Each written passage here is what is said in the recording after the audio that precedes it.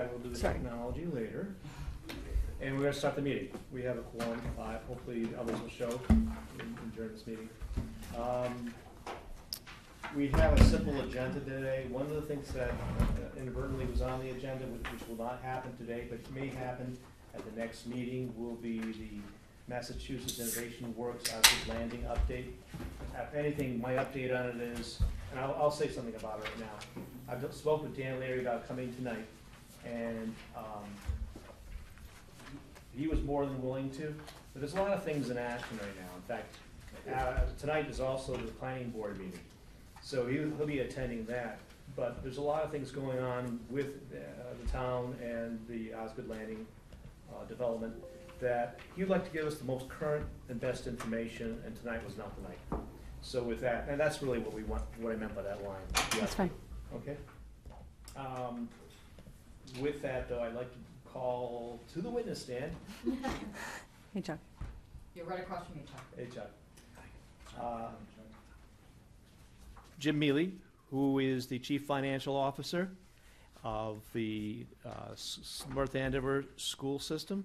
And Jim's been with the in this position for My 9th year. my God, Jim. Yeah, was that fast? But you know, there's like a foundation that goes hand in hand, and we'll make the comparison. There's Jim Mealy, there's Andrew, and it all comes together where things are nice and smooth. And Jim's helped to make it smooth. The school budget is roughly 60%, 66%, depends on who you're talking to at the time of the day, of the entire town budget. And with that, our interest in having Jim here was basically to set a foundation for what we can expect, what we're looking at, what we're thinking about, our expectations would be, so that as we work together and you make your recommended budget, approved by the selectmen, we look at it, we want to basically be able to be about right there with you all along the way. So again, we presented Jim with several questions. Jim, the floor is yours. Okay, thanks. Yeah, and from the questions, I could definitely tell that that's what you were looking for is, as you're looking at our budget, and we'll be getting together shortly to start the FY19 budget process, what should you be looking for? What kind of things do we want to have for the next 4 or 5 years? And so does this budget that we'll be proposing address that sufficiently? So what I try to do is address all those questions in this presentation. And if I don't, let me know. And if you have more questions, by all means, let me know. So first thing I wanted to start with is what makes up the different components of the school budget. And I've done this before, but I know there are some new members, so I thought it would make sense to do it again. And then I added at the bottom there, it's not just the budget, but it's also what are the big factors that go into trying to put our budget together. And that includes enrollment projections, the capital improvement plan, and strategic plan and budget directives. We started last year really trying to mirror the budget with the strategic plan. So the budget is made up of the general fund, which we're all familiar with, the grants that the school department gets, the revolving accounts that include athletic revolving, food services, community programs, things like that, shared services, which are the two departments that kind of merge with technology and facilities, being those two, where we share the services they provide with the town.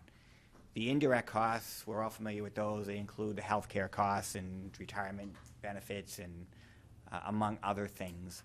And reimbursements, and that's two main reimbursements, one being circuit breaker, which is a special education reimbursement, and the other being the Medicaid reimbursement, which just this past town meeting was approved to be utilized by the school department instead of going to the town as it has in the past. So when you look at the overall amounts, you can see what they are. Circuit breaker is usually about $1.5 million. And the way that one works is whatever our eligible claims were the prior year, we are getting reimbursed this year to a certain percentage. So the way circuit breaker works is that there's a set amount that the town and school district are liable for any student. And once you go over that amount, it's just over $40,000. So we pay for the first $41,000, and then anything over that for any one student is eligible for this program. And so if we spend $100,000 for an out-of-district placement for a student, then $59,000 can be claimed. And then the state will reimburse you at a percentage the following year. The program originally was set up to be 75%. It only was 75% in the first year. It's been down as low as 40%. The last few years, it got up to 72% again, and then this past year, it's back down to 65%. So it fluctuates, and you'll see in the slide that's one of our challenges, but that's how that works. The grants, there aren't a lot of grants left. We have our Title I grant and our special education grant. We did have a kindergarten grant, and for those of you who have been on FinCom for a while, you know that went away 2 years ago. Last year, it was covered by the town manager to ease us into losing that, but once those grants go, they're generally gone, and it impacts the general fund. Revolving accounts, that's up to $3.7 million, and that's food services, that's community programs. Both of those function as enterprise funds. They are self-sufficient. And others share athletics. We do have an athletic fee, and you'll see some expenses paid out of that revolving account and some paid out of the general fund. And other smaller revolving accounts are in there. Shared services I talked about, that's facilities and IT. Indirect costs, as we said, those are all the benefits and other. That includes also not actual chargeback, but a reporting chargeback to the school department for financial services, things that, like the treasurer does things for the school department. So there's a percentage of her or whoever that person is, their time is charged back so that we can report at the end of the year to the state actual costs of operating the school department. So that's included in there as well. And in the general fund, we're all familiar with that being the regular budget. Could I pause you right there? Just Yep. a couple questions. Yep. One on the circuit breaker, the expected amount that we were going to get for fiscal year 18 it's less than, as I understand it, than what we had planned, and so that's part of your challenge for fiscal year 18, 19. 18, right. Right. Yep. Fortunately, right now, we've been working hard. Our assistant superintendent for student services and her staff have been working hard to ensure we have programs in district that will allow us to keep students in district rather than going out, and in some cases even bring them back. And they've been successful. So the loss of close to $200,000 in circuit breaker funds we were expecting has been offset by bringing some students back. So right now we're okay. That's great. Yep. The revolving funds you said is like an enterprise, but it's like also restricted, so you really can't dip into that if there's any excess surplus funds from the cafeteria or the athletics. So Very well, yeah, grants are very specific in how you can spend them. You have to put a budget together and have it approved and then stay within that budget. And then revolving accounts, absolutely. You can only spend on that particular, so athletics, you could only pay for buses to and from games or officials or, things related to athletics. okay. Yep. Is that because, the funds are raised for that, or fees are charged for that Exactly. particular thing? So you Exactly. So they have to be applied for that, those Okay. expenses. Yep. All of the items here are flat or slowly trending up, except the circuit breaker obviously is the source of volatility in your budget. How much visibility do you have to plan in the future for that volatility? You mentioned the percentages have changed a lot, but do you, how much forward look do you really have on that, and how do you plan You don't- around yeah, you don't- $400,000 a year of volatility? Right, you don't, and we do have I have a graph in here that shows the volatility of the out-of-district, the out-of-district cost itself, which is the other challenge. You just don't know looking ahead what it's going to be. You can see the FY16 number was so high because the previous year was the year we had a spike of unanticipated placements. And that was the reason we now have a special education stabilization fund and have had to tap into that for the last couple of years, because you don't know you'll get a child that comes in the district that you weren't planning on, and it's a $150,000 placement. Jim, quick one. I think I asked it before. Is there kind of for the revolving accounts? I'm sure there's sometimes a surplus. You spend less than what you get in from fees. Is there a set standard how much, and when you drive it down and reduce fees? Or? Yeah. So for the enterprise funds, the food services and the community programs, we've stated our goal to be 3 months of operating expenses as your surplus. I don't know if we've ever been there. All the revolving accounts, frankly, are utilized almost completely, and that's okay with athletics and those others. It's a little less okay with food services and community programs. Community programs, though, we do see that tracking the next few years upward, because they used to be housed over at Kittredge, where we built the 4 additional classrooms.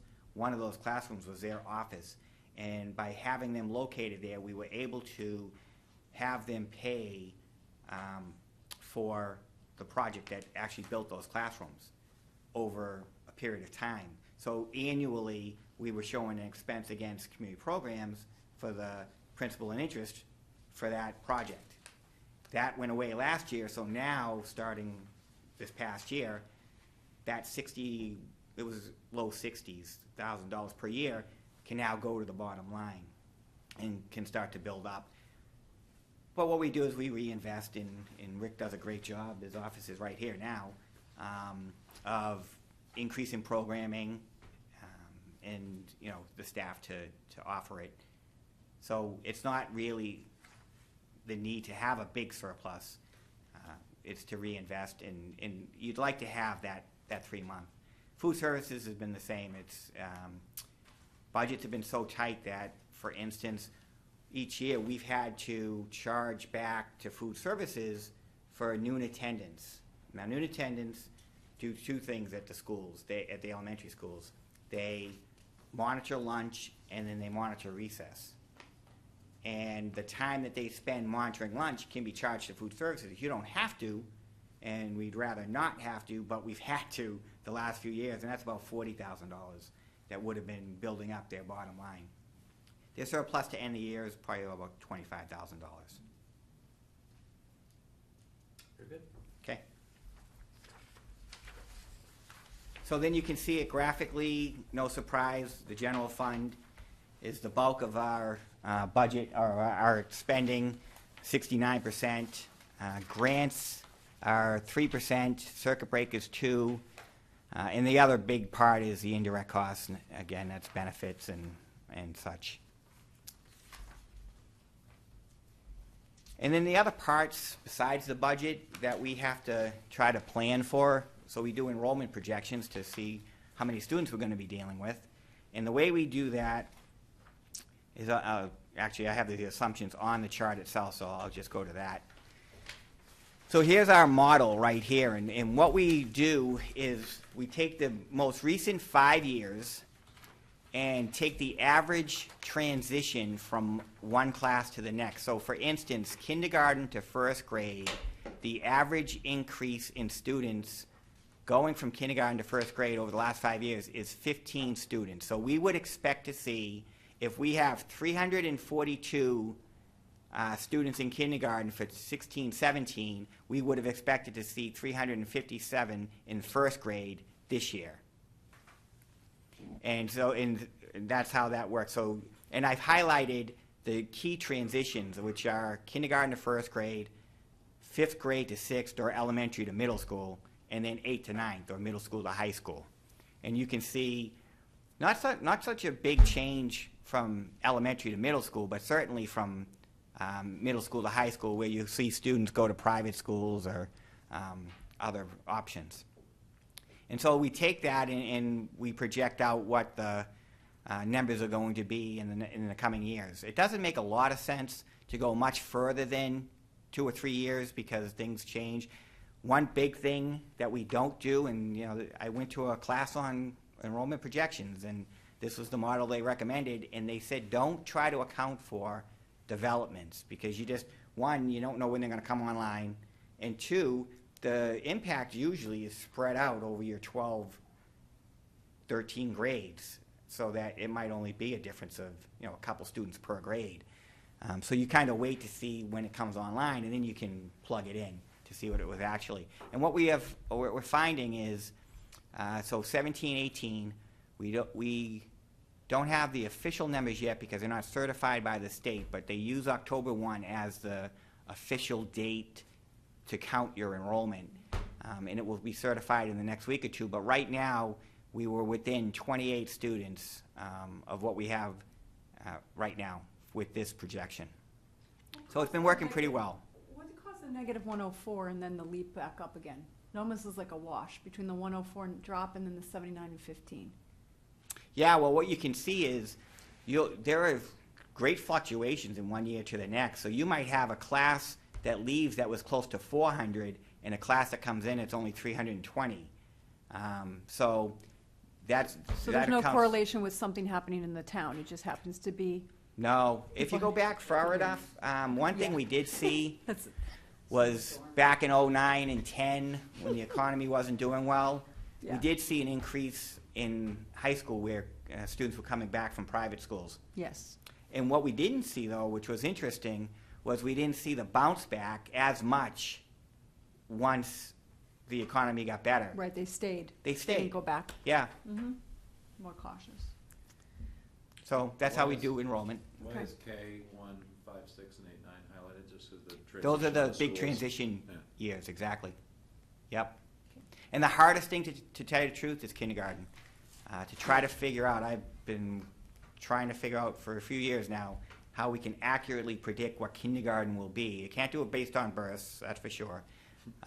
But we do try to work with the census, and then from the prior year, the initial registration, what I've been trying to do is see if there's a consistent change from when we do the initial registration to the start of school.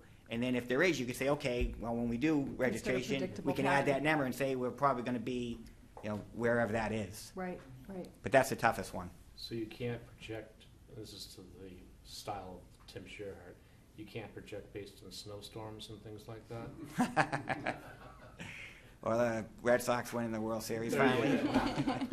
Do you collect the data from the other, the private kindergartens in town, so you would know the aggregate market that Yes, you're dealing yes, with? we They do. Share that with you? Right, and especially when we only had half-day kindergarten, and we were really checking with them. Now, you'll see it used to be an increase of 40 students from kindergarten to first grade, because we didn't have them all. But now we get most of them. Yeah. And so for kindergarten, where you see the 330, that's been the 5-year average of kindergarten. That's why that number's in there.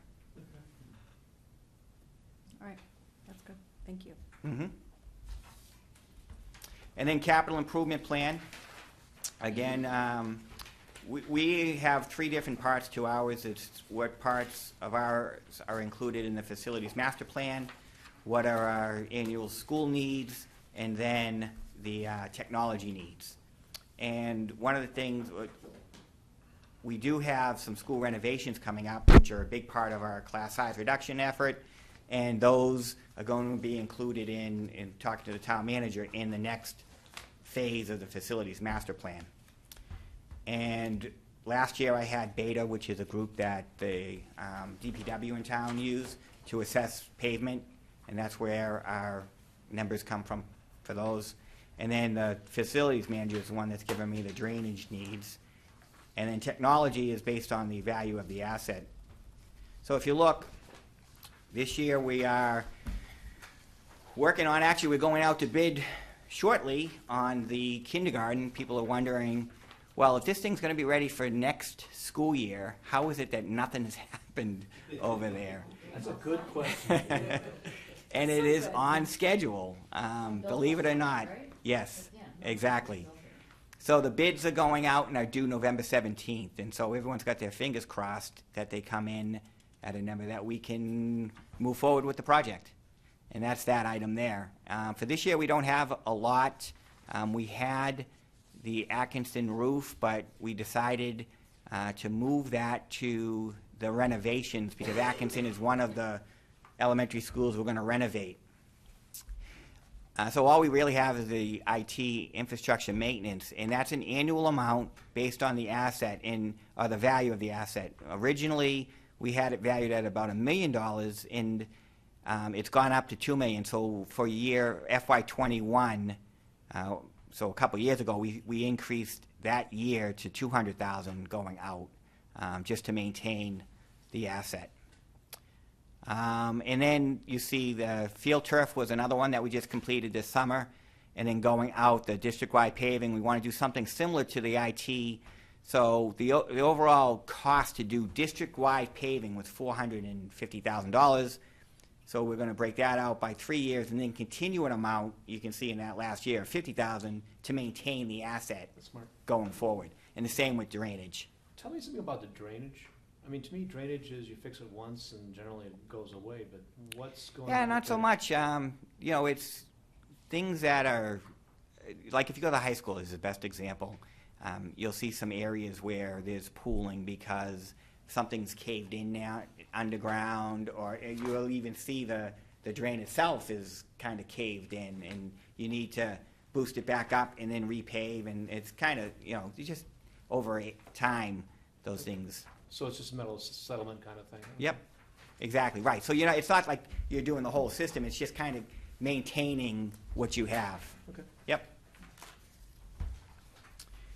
And so we've talked about the strategic plan and how we've really tried to tie in our budget into the strategic objectives, which, just as a reminder to those who know, one is to ensure all students are provided equal access to an excellent education.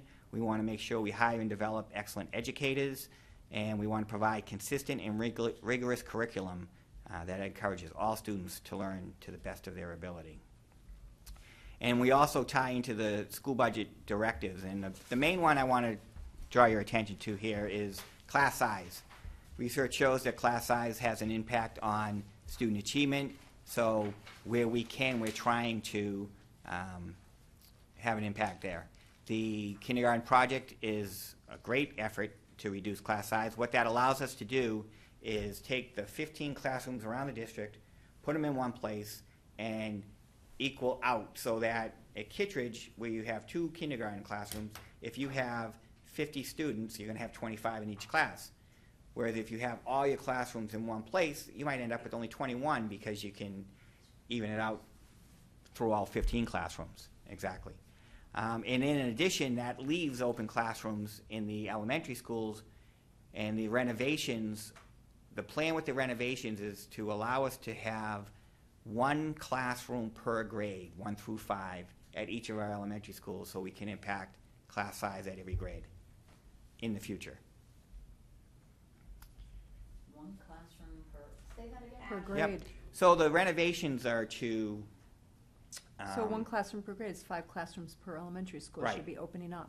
Should be opening up, okay. combination of... Okay. Yep, combination of kindergarten moving out Right, and adding adding some classrooms. Got it. Yep. And so last year's budget, we had this slide in our presentation. It shows how we were directly tying the strategic objectives to the budget, where we were adding elementary teachers. And you'll see in a chart I have that we've actually already been starting to impact class size. We were able to use the kindergarten grant to help us, the funds that the town manager gave us to offset that loss. We added a reading teacher. Reading's a big initiative for us. Research shows that if a child is reading at grade level by grade 3, then they will stay reading at their grade level throughout their school years. So it's a goal to try to make that happen. And then professional practice, we reorganized the high school leadership to help with supervision, evaluation, and then consistent, rigorous, and curriculum. We've started this year, Medicaid at town meeting, they voted to allow us to use those funds, so $250,000, which we didn't have before, we're spending this year on things like Lucy Calkins, which is reading and writing, and then the Eureka Math program. So you're seeing those at the elementary schools now. So those show up as major initiatives, reducing class size and providing more services in district, consistent and rigorous curriculum, improve curriculum materials, ensure increased collaboration opportunities. One of the big items that we negotiated with the teachers this past contract was ensuring that all of our teachers were going to have the opportunity at each school for collaboration time, because that's the key to having consistent curriculum and allowing the teachers the time to review work and best practices that they can apply to their classrooms. Providing more reading intervention supports. The model classrooms, if you're not familiar with that, we're almost done now, so that every single classroom has the technology in it of the laptop, a short throw projector that gives the teacher the ability to access the internet and project for students in something that all of them can see. And we're just now finishing up that district-wide. And then professional practice, providing effective training and improving the hiring practices. So what kind of assumptions do we make when we're putting together our budget and the CIP requests and such? Consistently, and I've been surprised how consistently, level services cost us 3% a year. So if you factor in the salary increases, the step increases, the anticipated increases for cost to go up for vendors at 2% usually per year, then overall level services are going to cost us 3%, which means anything over 3% that we get is what we have available for new initiatives. When we do our budget and we're talking about hiring a new teacher, the average we use is about $55,000. That is a teacher coming in at step 4 or 5 on a master's degree. And all teachers now have to have a master's degree, so it's usually a master's degree that they have to begin with. And when we talk about step and column increases, what we're talking about is a teacher that then goes to get extra credit and reaches a certain level, they get to move up a column. So it's master's plus 15, master's plus 30, all the way up until they get their doctorate. Average annual turnover savings are $150,000. That means if a teacher at the top step making $80,000 leaves and we bring somebody in $55,000, and that's a difference of $25,000 that we can utilize the next year. But what happens is those column changes occur during the year, and they've been averaging about $90,000. So the net difference is about $60,000. And we've already, what we use that $60,000 each year, frankly, is for an extra teaching assistant is needed because a student needs a one-to-one that we didn't know about, and so we'll use the turnover savings to cover that extra cost. I have a question about Yep. that. So does that change your quality of teaching? So if you're replacing more people with entry level or in terms of experienced teachers, does that impact the district in other non-tangible ways or ways that aren't captured there? I don't know if it would be hard to say if it's going to be a positive or a negative, because to tell you the truth, now if we open up a teaching position, especially at the elementary level, we might have 200 applicants. So you're going to get a quality teacher. You've lost a quality teacher, but you're going to get a quality teacher because you've got so many to choose Regardless from. of what their step, Whatever, what right, level right. they're at. You're getting somebody who's just starting out or has been teaching for less years than the person that left, but Is that always a goal, to replace the people who leave with someone with less experience? well, to a degree, what happens is To account for the there's column no shifts, right. We can get quality teachers in most, well, it's at the elementary level, and then most subjects at the secondary who have 3 or 4 years experience and are going to be good teachers. It becomes more difficult with, like, say, science at the secondary level, or physics, one of the sciences, or some of the courses. So you might have to get somebody who is step 8 or 9 or 10. And so you don't see much of a turnover savings between the person who left and the person you brought in for those positions. But just to put that in perspective, how many teachers do we have? 400, 500?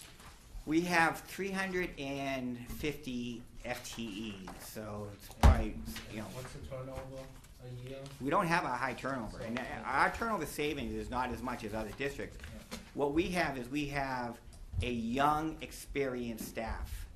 So we have a lot of teachers. It's over, now it's getting close to 70% are at the top of the salary schedule, but far from retirement age.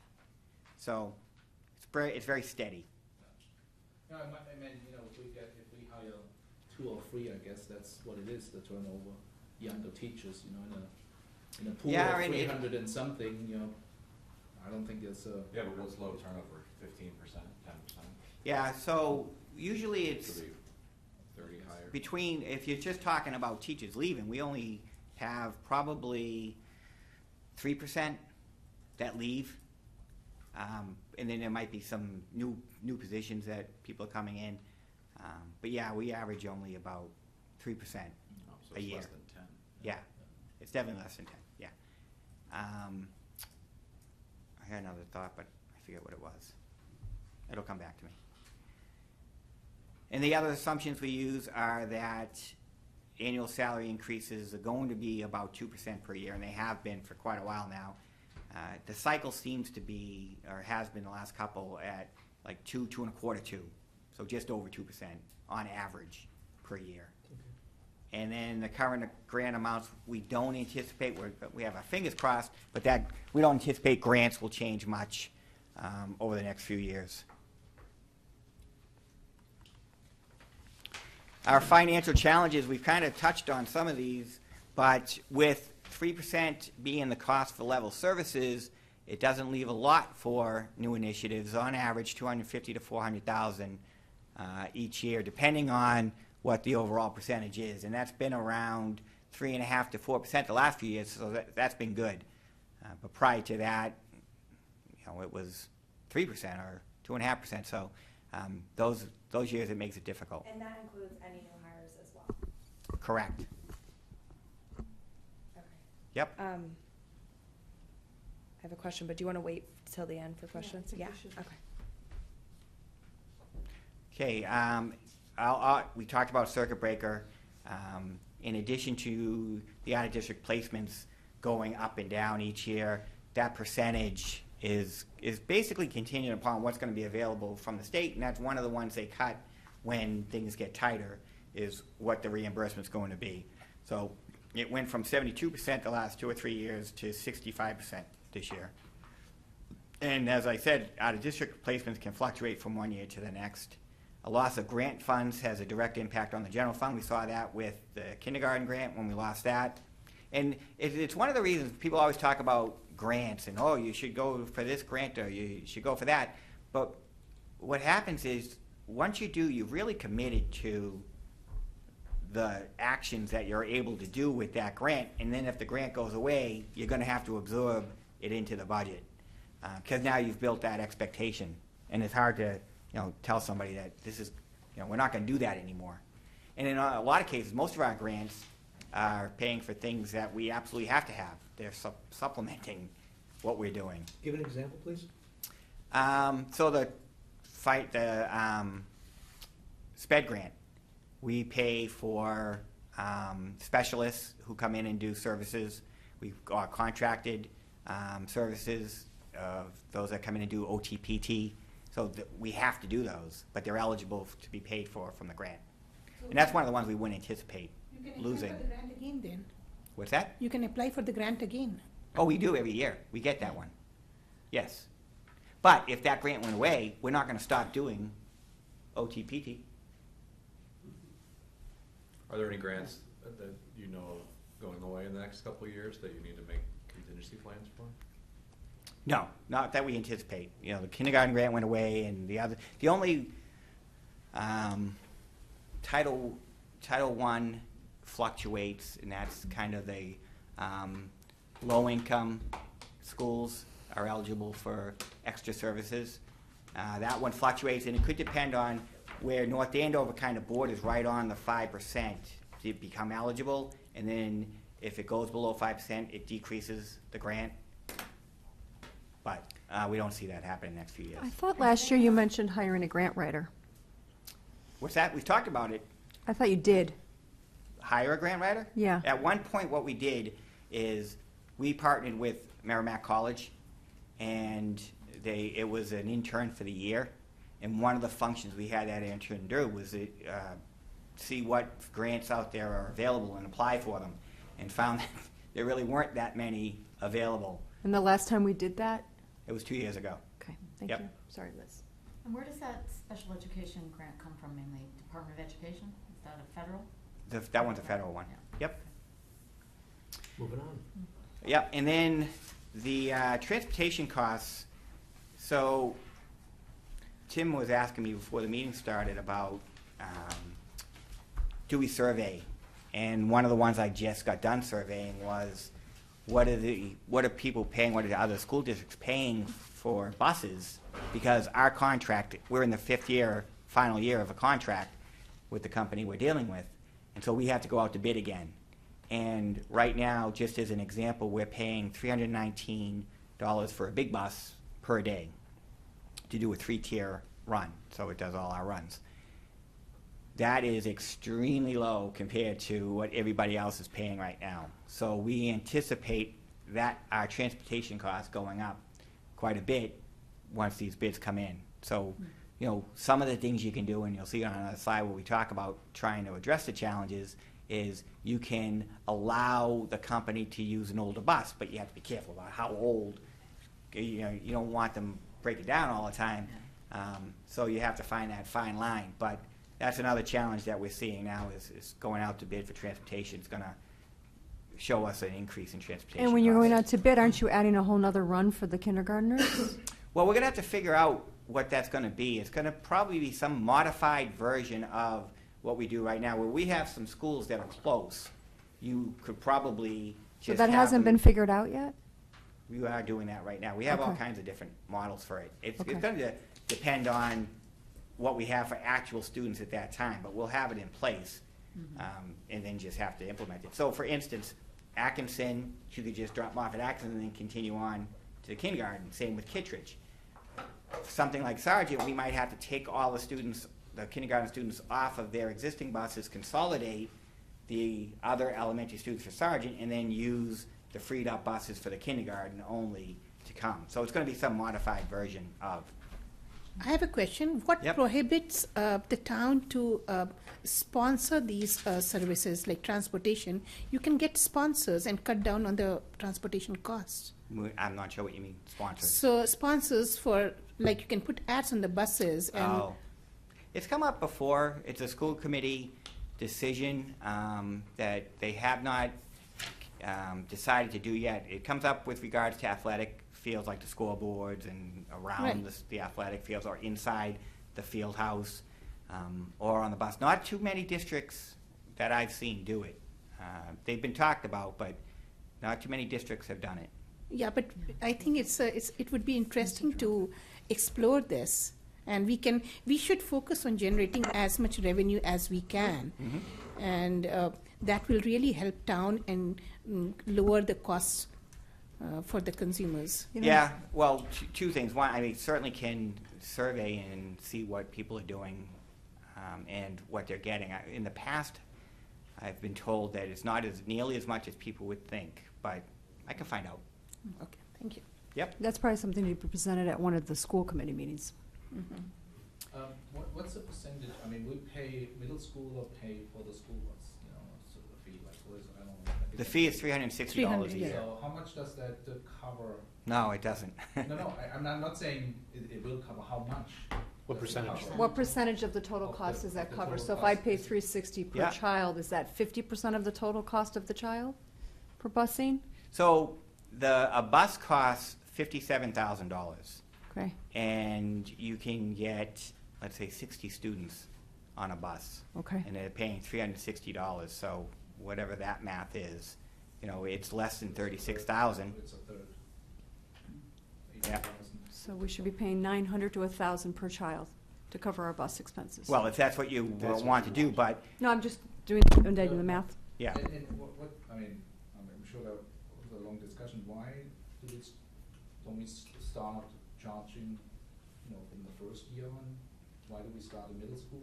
Well, by law, it's, you know, secondary, anyone who wants to ride would have to pay wherever they are.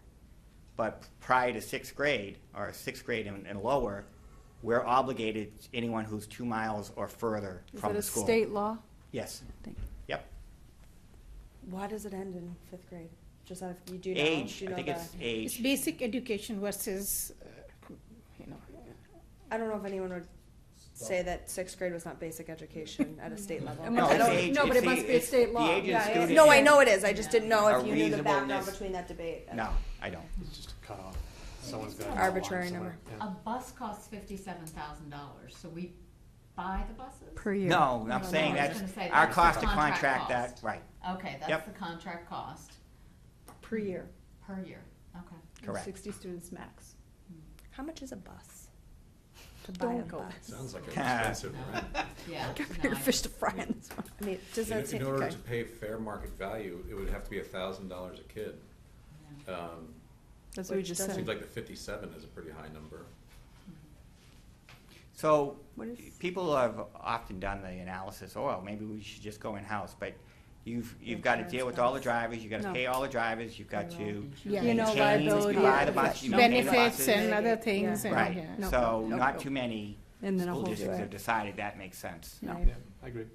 Outsourcing. 20 years before all older pilot cars, so they can just Uber, they're all going around. No Tesla buses. Online education. carpool. Moving on to, No Yep, one so talks to- we'll the talk next about it. graph just Don't shows buses now. the fluctuation in circuit breaker.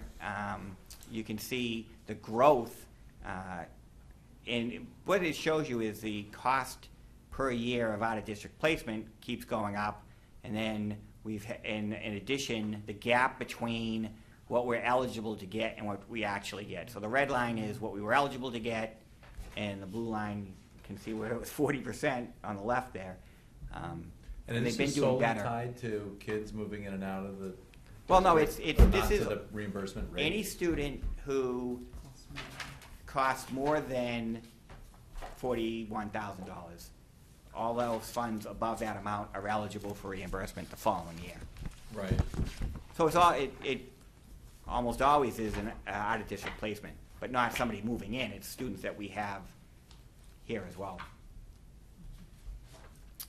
Is the, Tripled it. is the tinkering with Medicaid reimbursements going to affect any of this? I know, they're talking about, and some of this is, does any of this circuit breaker money flow from federal Medicaid money at all, or is that only the Medicaid money that we get separately? That's completely separate. Okay, so Circuit where does the breaker- circuit breaker money flow from ultimately? Yeah, it's a state fund. It's state? Yep. Okay, and no federal funds flow into that? No, No. no. And frankly, the biggest challenge is some districts are able to, or have been able to, budget the cost of out-of-district placements within their budget, and they use the circuit breaker money as their stabilization fund, as their contingency. And we have never been able to do that since before I got here. We budget what we anticipate circuit breaker to be in addition to our general fund line item, and add those two together and try to predict what out-of-district placements are going to be. It would be great if we could somehow, even half of circuit breaker, we wouldn't need a stabilization fund in that case if we only had to budget half of that. But it's just such a big hit that where you're trying to add a couple of teachers to reduce class size, Takes it away. it would take it away. Can we go back to the other chart? Because Chuck was newer to the committee. He made a good point, and I think I want to ask you if this is the reason. So he was saying how this has increased over the last 5 years pretty significantly, but part of that, wasn't that on purpose? So we tried to keep kids in district versus having to pay for them to go out of district. Isn't that correct? So that would There's a lot- naturally right. show. There's a lot that goes into that. I mean, that's showing you, if you take, for instance, the big jump, that is when we saw a big spike in out-of-district placements in that 1 year. And, well, actually, that happened The the whole thing previous is a big year. jump, In though. the reimbursement, right, it was pretty steady, and then it just had a spike. But the reimbursement came in the next year because we had claimed such a high amount. So we got a high reimbursement. And the other factor is, what you can't tell is that the line might be close, or it could continue to go up, but it could have gone up more if we had gotten a higher percentage that year in reimbursement. This is just But the cost. absolute This is number has tripled in the 7 impact years. of keeping That's like it a in-house 20% and the growth cost of rate, keeping it whether in-house. you're reimbursed or not.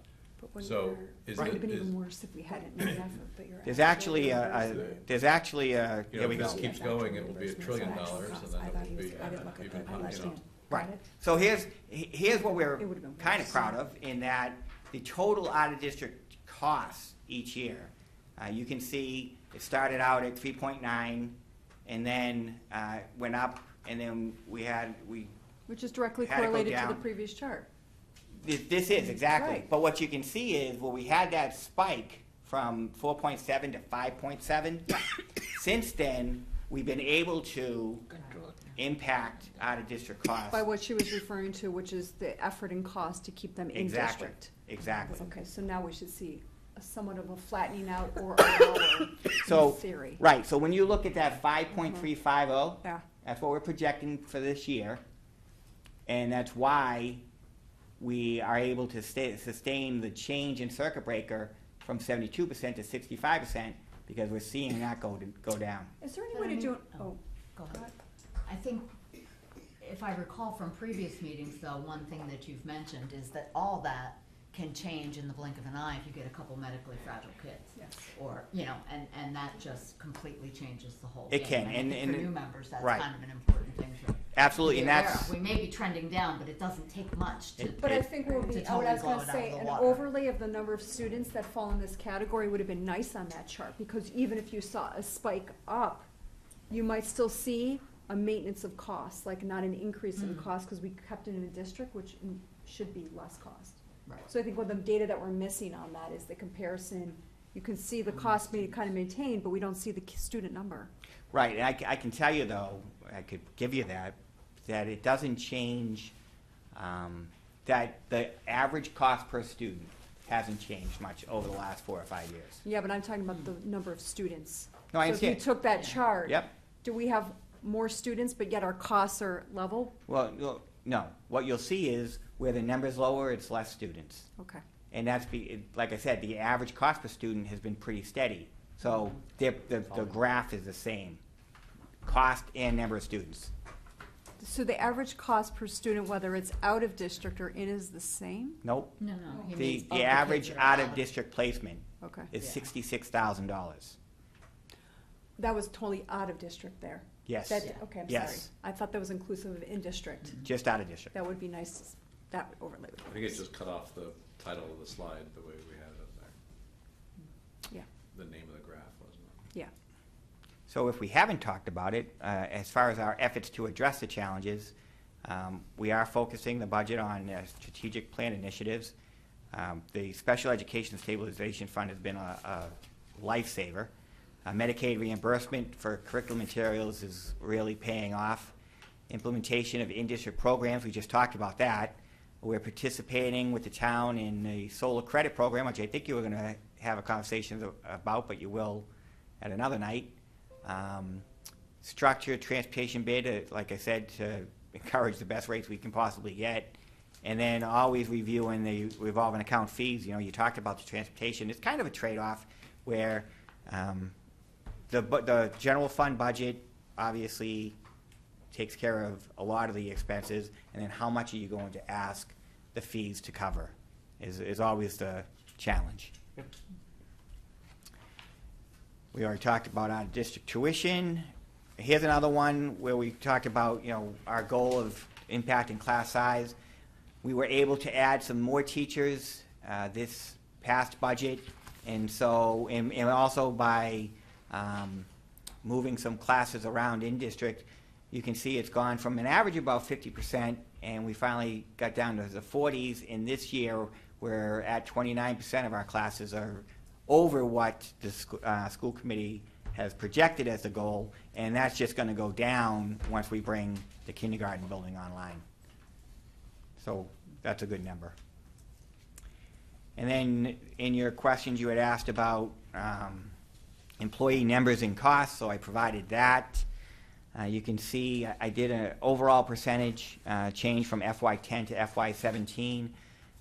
The smallest group of the nurses is only now 9.7, but that's gone up more than any other group just because you add one to that, it goes up a lot. So the percentages are in line with step increases and a 2% increase to the salary schedule, as you can see.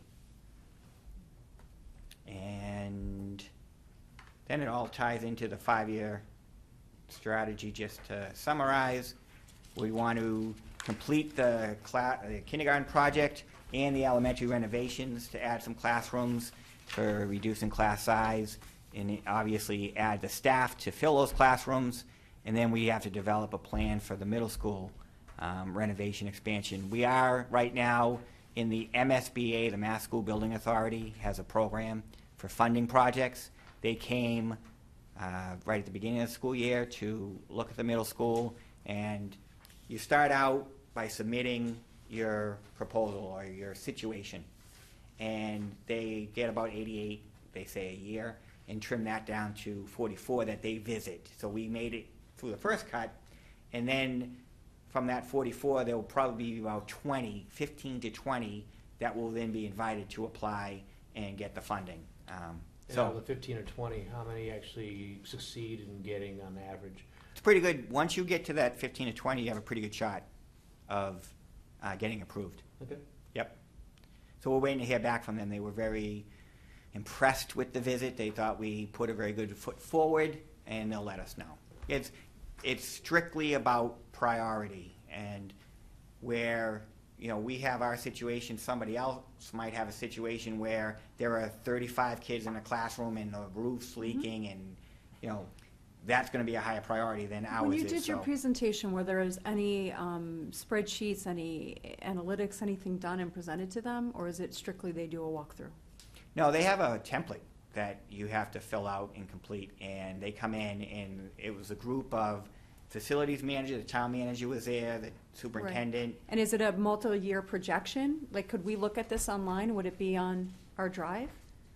A multi-year projection, it's an identification of the current situation. So if the school was designed for So it doesn't give them an idea of what you'd want done, it no, just says, here's not where we at that stand. stage. It's identifying the problem, and then they prioritize that. Then the next step, if you get asked to apply, is to get an analysis of what the solution would be and what it would cost. So they're basically taking what you present as the now, comparing it to what they think should be the standard, ranking you against the other schools in the Exactly. queue, Yep. and then picking the worst. Exactly. Well said. Yep. How's that for summary? As far as improving teaching and learning, using the Medicaid funding for curriculum materials, ensuring collaboration time, we talked about that, providing more reading intervention supports, completing the model classroom implementation, and increasing effectiveness of school curriculum leadership structure, and then improving student services, continue to build in-district programs, and continue to develop social emotional services and staff training. That's it. Okay, question. Yep. Reduce class size. I see the kindergarten project and then the elementary renovations and adds classrooms, but in an earlier slide, there's that chart for FY19 capital improvement, and I don't see any mention of those improvements on this. Right. If you look So at where the is it? assumptions on that, the elementary renovations are going to be part of the facilities master plan. So they're not our CIP submittal, they are part of the facilities master plan. And how can we get eyeballs on the facility master It hasn't plan? been developed yet. Okay. So Here's right my now, concern. Can I express my concern? yeah, no, I mean, we're still finishing up the first phase of the facilities master plan. And the town has contracted with, I'm pretty sure, for a master plan, of which the facilities master plan, phase 2, is gonna be part of that master plan. So it's all in the works.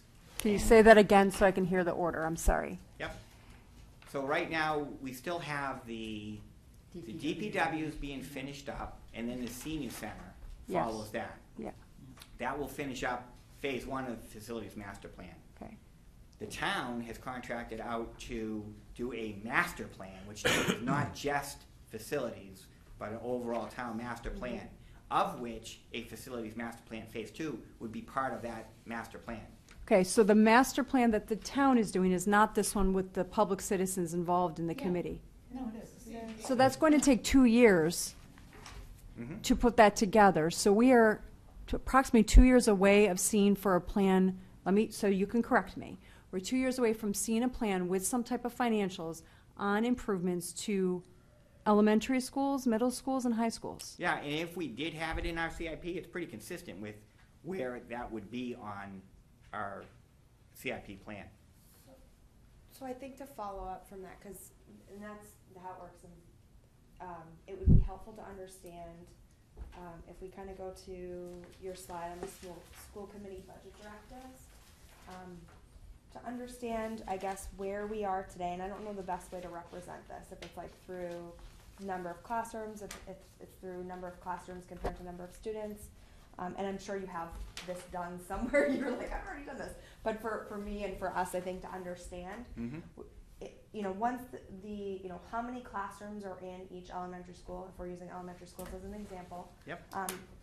How many students are in each elementary school, and then by building the kindergarten, how many students does that take away from the elementary schools, and in what year? So if you have the years, when now they're in the kindergarten building. From there, that opens up X amount of classrooms and each, and then X amount of students, and then within that, what's our step up and ramp up and ability to place teachers into those classrooms? Yep. And therefore reduce class size, and I Right. know there's And that's the the moving key. parts are the number of classrooms, how we can afford Right. the salaries, the number of students that you're projecting for enrollment. I know there's like a million variables, but I'm having a hard time understanding what that looks like compared to the goals. I know there are year goals, I think, on the school department website, kind of that correspond with this. Yeah, And so I how can that definitely, works. I can definitely provide you with that.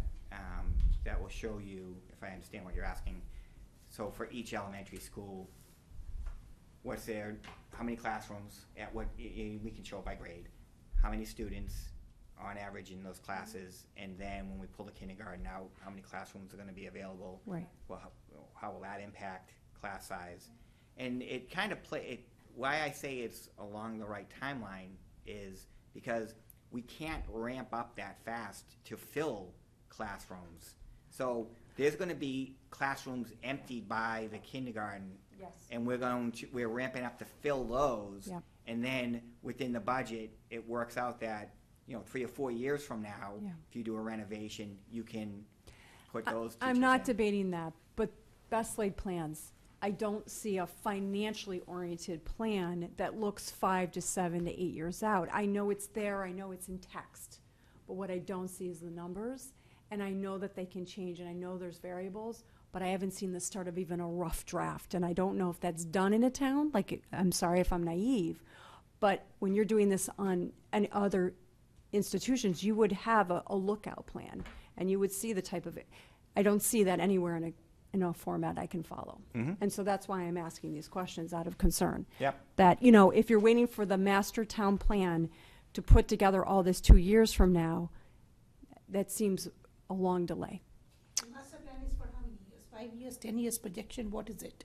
Yeah, I don't know. I don't know what they're doing for a master plan. Probably It's really 10. to I think I update saw the 10, plan. Yeah, But it's- I'm not sure. So I can certainly speak to what we're, in identifying our needs.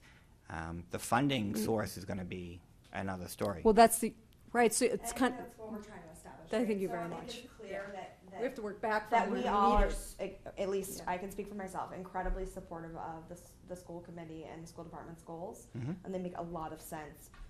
It's figuring out, what those goals, what is required as an expense to reach those goals, and then having discussion on how you find those funds. Yeah. And we can't have that last discussion if we don't know what that costs. It's kind of like At deciding to least send I a don't kid know. to You know what it college. costs, I'm sure. Yeah, but I just don't. Well, it's kind of like, you send a kid to college, but you don't decide 2 years before college to start saving and what that looks like. You start 5, 10 years back if you you know what I mean? Yep. So the point is, it would be really nice for us to be discussing now, what are the funding options? What does that look like? What are the variables for something that may not be within 2 or 3 years? Right, well, the We challenge can't have is that discussion. as they develop the facilities master plan phase 2, it's not just going to be those 3 elementary schools. I know. There are other facilities in town. Yep. And then, so it's, okay, what's the estimated cost? Mm-hmm. And how What are we comes gonna first, second, fund- third? How are we gonna fund that? What's the priority of them, and how are we gonna fund them? So, you know, those conversations definitely have to be had. Wouldn't it put the school's best foot forward if you had something that you wanted in written form to then guide the master plan committee? Because you're asking them to almost create this, I'm not going to say from scratch, but it's going to be pretty close from scratch. We wouldn't, though. No? I mean, we've already correct me if I'm wrong. done the analysis and had a architect engineer develop for us the three with estimated costs. And so now at this point, you can do some type of inflation, but we have all that information ready to go. So. For all the schools and so all the Jim- renovations? Jim started out, we're not showing any of the facilities growth and the CIPs out 5 years. I mean, it's pretty blank out there, except for the drainage, for example. And he also explained that that's all going to be rolled into the Master plan. the master facilities plan part 2. My understanding is that that may not necessarily wait for the overall master plan of the town to be completed, that actually can be done beforehand. And to your point, it's crazy not to already have that ahead of the master plan. So at least you can start planning where to spend when debt starts falling off, spending the excess on the facilities that you want to put in play. I do know that I don't believe the facilities master plan 2 is gonna be tied to the master plan timing. That's all I'm saying. Right, so then if the master's plan 2 is already being developed, I mean, I know we had some numbers last year and the year before. Why aren't they baked into the 'Cause capital improvements for the school? Because, as Jim said, that's not his They're not gonna budget, be part that's of not his the budget capital. item. How's that sound? They're It's not not gonna his- be CIP, they're gonna be facilities. Right, and even if- They're gonna even get if- handled through bonds and everything like this building They're did, like, yeah. Then it still a falls CIP, but they're actually in But- the town's budget. Even if I had Not the included school. it on the CIP in year 5, Well, then we should have the that town doesn't even present it. get addressed. It's just It's there. identified. So would it be best to have the town present that part that represents the schools to us? The conversations we've had is that the renovations to the elementary schools will be included as part of the facilities master plan phase 2. So we're having those conversations. They're perfectly Yep. aware of it. It's just I'd be how. surprised I over the totally next, get they put a checked out CIP for 5 years, right? So I'd be surprised if there isn't some assumptions built into the 5-year CIP that includes master plan facilities. Mhm. 2, which includes the schools in there, and there usually is a decent enough rough breakout of where the plan is spending that money. So you'll see that. If not, Yeah, we've call that provided them with the costs that, we got the cost estimates, and And you're saying for all schools, it won't just be elementary when we see that from the town? you'll see, well, it's only 3 elementary schools. Thompson and That's Sargent, That's the work you did to determine whether you're gonna do the kindergarten Yeah. as a sole Yep. building, or whether you're gonna. Right. Exactly. work it. So you have all that we basic have it work all. done, so you have a And they rough have idea it of what as those well. costs are gonna be. And so I do believe that they're gonna include it in theirs, because it doesn't go in as our CIP. Yep, no, I I And understand that. so they have all that. so Yes. Jim, if you had to do a tall poll here relative to, if you had to focus on what is the key metric over, I know a lot of your numbers don't go out more than a couple of years, but if you had to say from this group here, what is the key metric, strategic objective, and the financial metric that go hand in hand? Not the top 1 or top 2 in your mind? I'm not gonna put you on the spot by giving me numbers. I just want, Yeah. in your mind, if you had to set a target 5 years out, what would that target be and how would you measure it? I'm not sure when you say target, I mean, basically what we do is we identify the needs and then try to meet those needs within the means that we have. So we know that for the general fund, we're going to get about 3.75% increase, and we want to maintain level services. And what is the delta, and what are we going to do with that? And that's the idea of the strategic plan, and class size and curriculum. And then where we can, we'll find additional resources like the Medicaid reimbursement. That was a conversation between the town manager and the superintendent that resulted in, okay, we can do without the Medicaid funding because the school department can really use it Right. for curriculum. Smart. Yeah. So, Yeah, I think that's where I was really going, is saying, okay, fine, it is your school classroom size, and a lot of it is incumbent upon, let's face it, additional sources of revenue in order to meet that objective. You can only, if your steady state is 3%, you're gonna need a little more than 3% in additional funding every year in order to get to your lower class size, correct? right, I mean, we've already started our preliminary discussions, no surprise, for the FY19 budget, and anything over that 3% is going to get the kindergarten building ready. It's, you know, FF&E, it's an additional counselor, additional nurse, you know, whatever support staff you need in a building as well. So any additional funds we have in this coming year, that's where it's going. Do you have more than a 5-year, sorry, let me restate. You have a 1-year budget that you always show us. Do you have a 5-year budget projection? Do you I guys could do it, that? I mean, I've done it for the school committee in the past, and I'm not sure what value there is, because like I said, a town and school budget is really dependent on what's available. So I can show you that, on average, we're gonna, if we wanna keep what we have, Right, it's that's gonna be 3%. maybe the wrong word. Yep. And then some, you know, we know we're trying to add staff to reduce class size, so that's where the additional money's gonna go. You're planning along with your, you know, assessing your needs. What probably she means is that, you know, just have your requirements or assess your requirements for the next 5 years. And then the planning can be done later. You know, what you're doing is you're trying to balance and then do it. So the planning can be separated. How you can bring the funds and how can, you know, you can meet that is a different thing. Thank Yeah. you. The plan It's- first Yes. and then compare it to the budget, Yes. and then the gap is where you work Yes. really Right, hard. and we've identified the gap even at a year. You know, you can say, well, it would be, if we had 5%, we would do this. Mm-hmm. But what happens is 5% is not available, and now there's this debate about, well, should Mm-hmm. you do this or should you do? So you're saying it's a lot of work in the past, but the fact is we're still restricted by the budget. So instead of doing optimistic planning and then trying to find creative ways to raise the revenue, we just play into the budget. And that's where the master plan. I don't need you to agree. To be had, right? That- It's not like it's- they can have a massive bake sale if they need a new I, elementary school.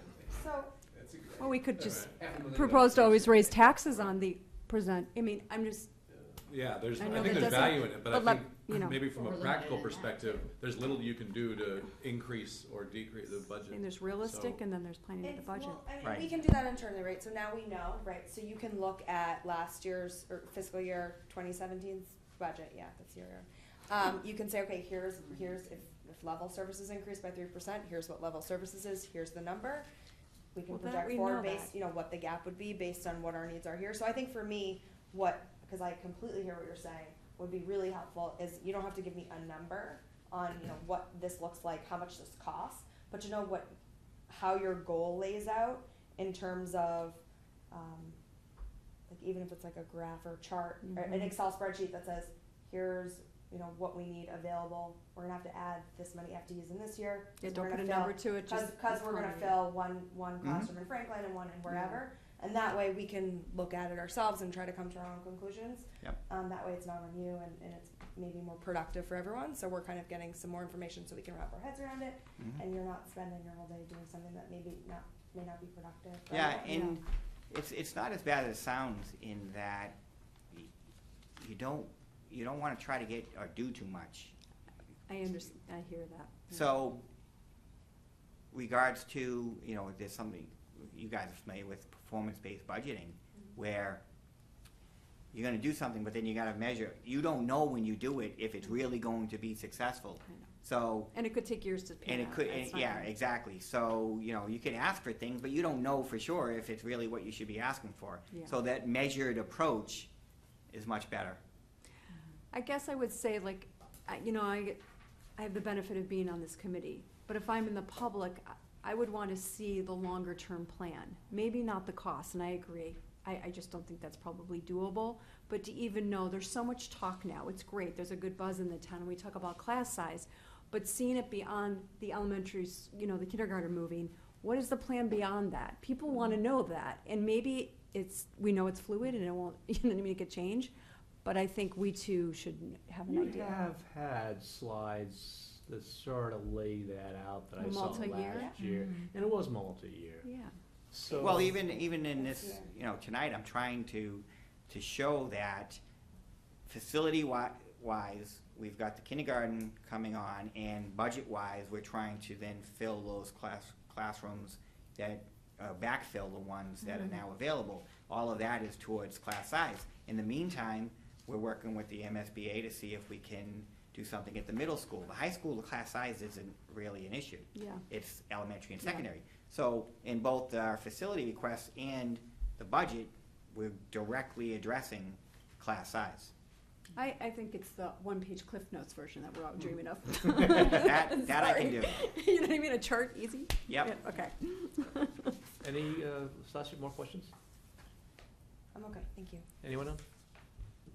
I have a comment, Good. which is, I lend money to lots of universities, and universities who are more in control of their destiny, so to speak, although it's a bad phrase, do 5 and 10 year plans. This is what we want to spend, this is what we want the student experience to be, and then they go raise the money in order to do that, either through tuition or raising. Your situation is quite different. You're running a similar operation, but your budget isn't however much you can go raise or, you know, bake sales, et cetera. And so I would just draw that distinction between what we might see in normal life, corporate life, or even other educational settings, Versus where you can actually control better your revenue You're right. and Right. your expenses can match, and it's easier to do a long-term plan that shows vision and, Yes. you know, and so I just wanna point that out. It's something I realized listening to you talk. Well said, John. I just think for the public, I agree with you completely. I just think for the public, not putting cost through is fine, but at the end of the day, when you have people in the town that want smaller class size, they need to understand what it's gonna take. And Right. I hate to use the cliche, put your money where your mouth is, but in some points, some type of forward-looking plan with no costs at least starts to prime them for that discussion, so they're a little bit more cautious about what they're saying, and they become a little bit more educated on what we're up against here. And it can really just start with the philosophy. That, Yeah. that's You know, exactly That right. leads down to, That's right, but it's actual gotta physical start plans. in slow education, it takes time. Well, I think Yeah. Smaller class sizes mean more teachers, That's right. which means you're gonna And spend more a lot classrooms, more money. and more IT You know, in it each just- classroom, But and it's more of the amazing how critical. people don't really They don't make put that two and two connection. But, you know, together. we talk about there, and you're right, people talk about, especially parents, who are looking at school rankings and whatever else, well, that costs dollars, right? Because rankings have components, like classroom size and other things, and that discussion needs to be had. And so if we don't know what, this, you know, the goals are to get there, or how we get there, then we can never have those conversations. That maybe that people don't wanna spend those dollars, and that's the consensus of the town, and as a community, that's a decision that needs to be made, but I don't know without that kind of plan, if you can To make that spark the decision. table talk, yeah. Okay. Jim, Thank thank you you. very much Thank for your you. time, Yep. your Great. effort. Appreciate the Yes, presentation. thank you. All right. We'll see more of you, I'm sure. Have a good night. Much later, right.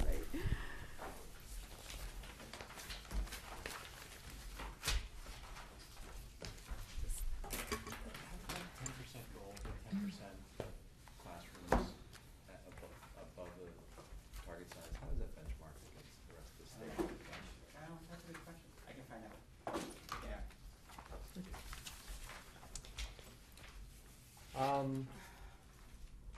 That was good. Thank you. That was good participation. And Jim did well. One of the things that came out of the last meeting was sort of like a reset of really our finance committee's responsibilities relative to the town. And Liz brought us back to earth about that role.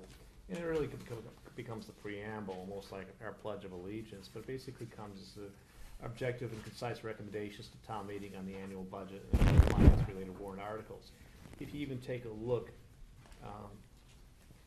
at the charter, our role comes in as a review process, post-approval process in most cases. And I was looking at that, like, okay, I get it. But also remember too, this is clearly a huge responsibility that we've all taken upon ourselves to challenge the budget, challenge the process, challenge the forecast. I like the idea, is like, what is the stated goal? What are the objectives? What are the gaps? To your point, people should know the financial and economic impact of, lower class sizes. So, with that, just a simple reminder of our important role, but where our role really lies in this entire budget cycle. Comments? Also, just a quick reminder, I think our sole guest here has had a interesting observation of how we've already started on our finance letter assignments. But just to reiterate, I've listed them out here for everybody. Thomas, you and I are team members on the executive summary and closing, and we can make it 2 sentences on the top and 2 sentences on the bottom, or however we want to make it. But the people in between really have all the meat to do, and ours is just to try to set the tone. Was that discussed last? Yeah, it was you weren't here for it, so I I volunteered. couldn't fight for my capital. Well, you and Chuck can fight over it, but I. The capital improvement portion? We were trying to give you a little, Chuck would and your want a shoulder lot more to break. Participate in the summer and closing. Well, Chuck is participating in OPED. I can just recall last year when we asked you to do the CIP, you said, again? No, I was very happy to have this. So Tim, a clarification, I for like the staffing and capital. labor, are we going to be just focusing on staffing and labor and not include the contractual agreements and then, because that's a very complex thing. We That have- chart was, I will actually work with you and Karen as far as where we really ought to go. This is, within the entire town, the budget is the most important, largest part, Yeah. bar none. So it's really a matter of how can we best be concise to provide information to the town people about what the staffing and labor costs are all about. What's it mean? And put it into good definition. I am not gonna get into the bowels of a labor agreement. Yes. There's just no way. We Yes. have professionals in the Yes. town that handle that kind of thing, so no. So I'll work with you and Karen on making that happen. I made a chart last time, remember that? Oh, yeah. That was a very expensive. do you want to work on capital with Chuck? It's his first run and it's your season. No, I was just wondering now. All the guys. You weren't here. Asking. I know, but Two come is- on, two if is you'd better really than like one. to, it's gonna be sitting around. Oh, we did though, we're doing a favor, but if you would like to. Chuck, In that case, he's Chuck, definitely. may I make a suggestion? You can lean on Thomas for his wisdom and historical advice on this thing. And add the new numbers in. And you may have to have a translation of a word here and there, but he's more than willing to help you with that, okay? Yeah. With his one arm, with his one arm, is it a month? Anyways, I'm fine with the summary and closing. I was just wondering. So, going on to the next matter, the OPEB and fixed cost revenue assignments. I identified Divya, Ed, and Liz as a potential backup for meetings that were just firmed up by Lynn Savage yesterday for 10/24, 10/25, or it's 2 meetings of which it's either 10/24, 10/25, and 10/31. Divya, you mentioned you can only make one of those 3. Yes, So I've asked Liz to step in your place. sure. I'm going to find out from Lynn if we can make it the 24th and 25th, which makes Ed the likely person to come, but he can't make it the 31st. But I need somebody who can make it those, at least 2 of those 3 days. two of the days. There's only 2 days. That's all I'm asking. So he's already got travel commitment on the 31st. And, But he responded he was good on the 24th and 25th, and you are Correct. And I too? am too. Oh. So I think If they, We're So- good then. and if But- they, but it if really they doesn't- can't, I probably can do the 31st, so just let me know if we really need Just that. remember it's Halloween. well, and again, you I have a would like child. the same person on. I like the Okay, same that's person right, it's morning. on for both meetings. both meetings. Yeah, that's fine. Perfect. I'll find out from Lynn, because Lynn is really got to make the final one. She's got everybody. She's got to deal with 6 or 7 other people besides us. So Yeah, Hold on, I suppose and I there's can't be a- back up on anything because I'm out of town. Okay. Yes. Okay. You're good? And then Chuck, you're doing There's OPEB, but still- they haven't there's scheduled still like anything. 9 or 8. I got an email about 8 a.m. 8 a.m. but there She's hasn't got been 8 a meeting a.m. scheduled. penciled in, so Okay. Yep, it's a good time. I can do those. I haven't had a chance to review the meetings despite my admonition last week. So we're on to the meetings. Anyone, you want to spend a few minutes on the minutes from last week? Thomas, you already took yourself off that, right? Okay. He wasn't there, but he was given credit for being there. Yeah, I'm fine. I already read him. I want to take credit of being planned. He was I here was in- trying to go on the positive for once. Come on, you're he was supposed to give here me in credit. spirit. Let me know when you guys are ready. Big news is, again, next meeting, we are planning on having the Massachusetts Innovation Works development team present to us more of the financial angle of the presentation.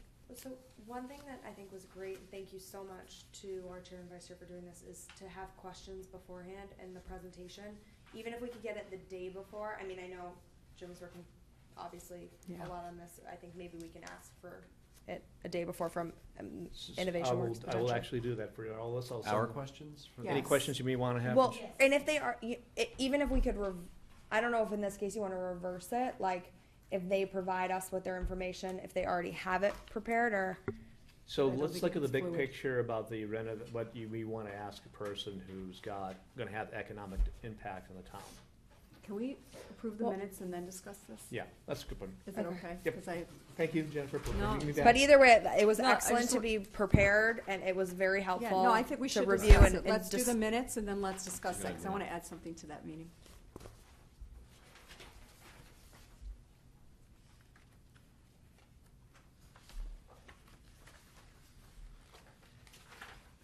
Actually, you know what?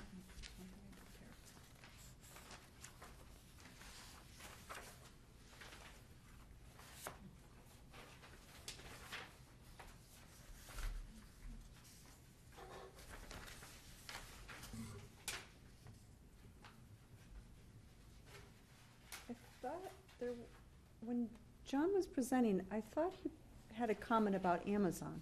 Maybe he asked a comment. Oh, I think it came up as a sidebar topic, absolutely. Right, but it was part of the meeting, Meeting. correctly? Yeah. And I don't see, But I don't know what conclusion we ever came to, other than we're gonna need 3 50-story buildings in order to house Amazon. yeah, no, I don't think there was a conclusion, you're right. I think, but there was a question asked and he did comment, and I don't see that. And the question is, should that be included here? We do have a breakout. Yeah, Well, it's on the tape.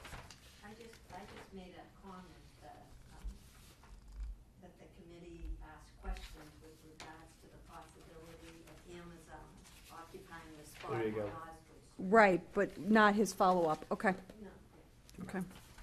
Thank you, I see it. All right. Can I Do make a have any motion? Motion, I'll make a motion to approve the meeting minutes from September 27th. just a second. Second. All in favor? Aye. Okay. Yeah, sure, he already did.